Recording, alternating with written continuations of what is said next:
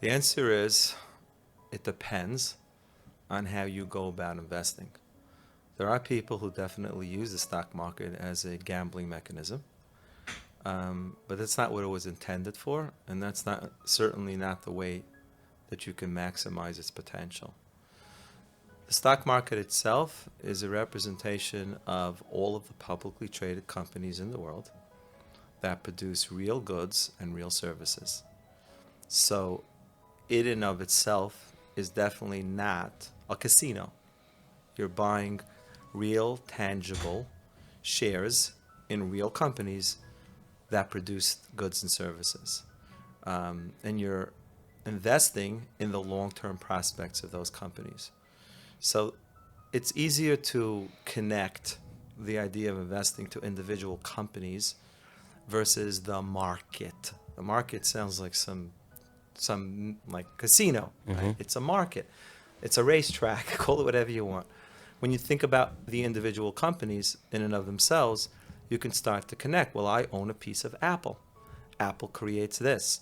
Apple creates earnings. Apple creates jobs. I use their products and services. I believe that more people will be buying these services and these devices in the future.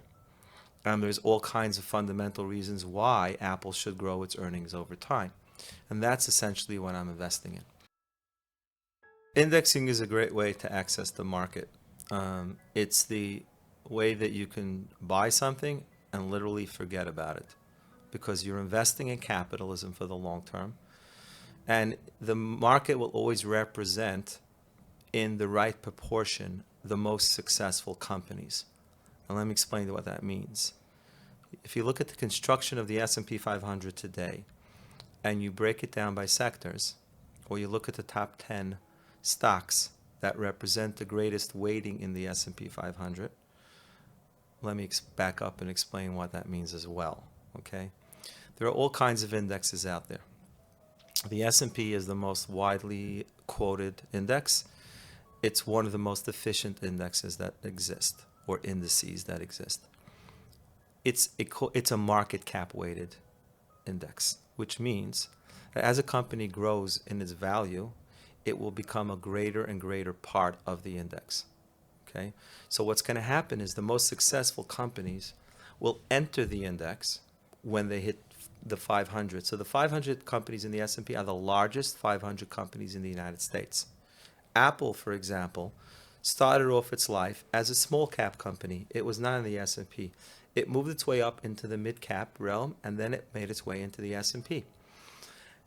And then it moved its way up and up and up and up into the S&P until it became one of the largest, or the top 5 holdings in the S&P.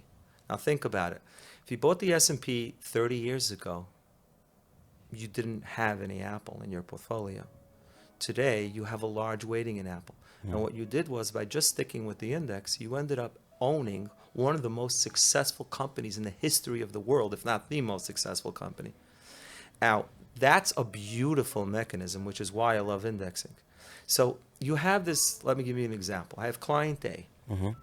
Client A is 85 years old. Client A grew up in a world where railroads and utilities and banks were companies that you owned. And he bought a portfolio of individual stocks. And he just holds on to these stocks, and he maybe even has his stock certificates in his drawer, something which is a relic of the past. Now, this guy has missed out on the greatest innovation revolution in history because he doesn't own a single share of a technology company. 87-year-old B client investor bought the S&P. And at the time, he looked at the S&P and said, oh, look at those big railroads and all those banks. I like this index. And instead of buying the companies, he bought the index and he just put it in his drawer. And now, 30, 40 years later, without him doing anything, his entire portfolio has changed and is evolved into what is today the revolution of technology without him doing anything. And his returns versus investor A are going to be vastly different, which is the beauty of indexing. So the S&P today, the greatest weighting in it is technology. I know when I started my career it was not technology, right? And the top 10 holdings of the S&P are predominantly technology companies. Now, why should anybody invest in individual stocks? The reason why people invest in individual stocks are many, and I've studied this psychology over the years, and we could talk a lot about psychology, which is so much of investing. I think the first and foremost reason is some people actually enjoy it. They don't just use investing as a means to grow their wealth. They find it engaging and interesting and challenging. And there's nothing wrong with that. I have many clients who have the vast majority of their wealth in indexes.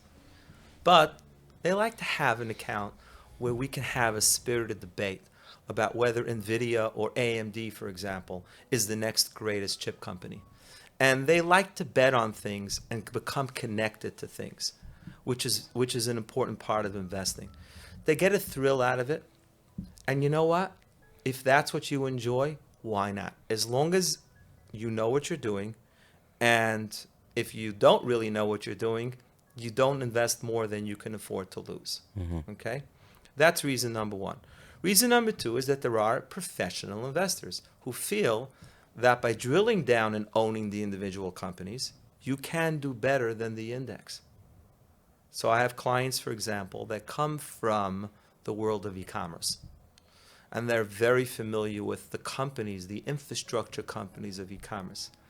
And they invest heavily in companies which they have high conviction for, another important part of investing which we can talk about. And they say, I think that my knowledge, my insights into the way e-commerce works will lead me to have a better outcome than if I just invested in the S&P. Okay? Just one other important point.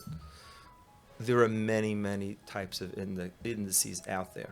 It isn't just the S&P. The S&P is plain vanilla. But today, with the proliferation of ETFs, there are literally hundreds of different sector indexes that you can buy that you can capture. So, for example, there's, Facebook, as an example, falls into the communications sector. And you can buy that. It's an index. Technology is an index. Banking is an index. Biotech is an index. So today, the index companies create all kinds of sectorized indexes. So if somebody, for example, has strong conviction for technology or for e-commerce and things like that, they can buy the S&P and they can complement that with an overweight to one of these specific sector funds.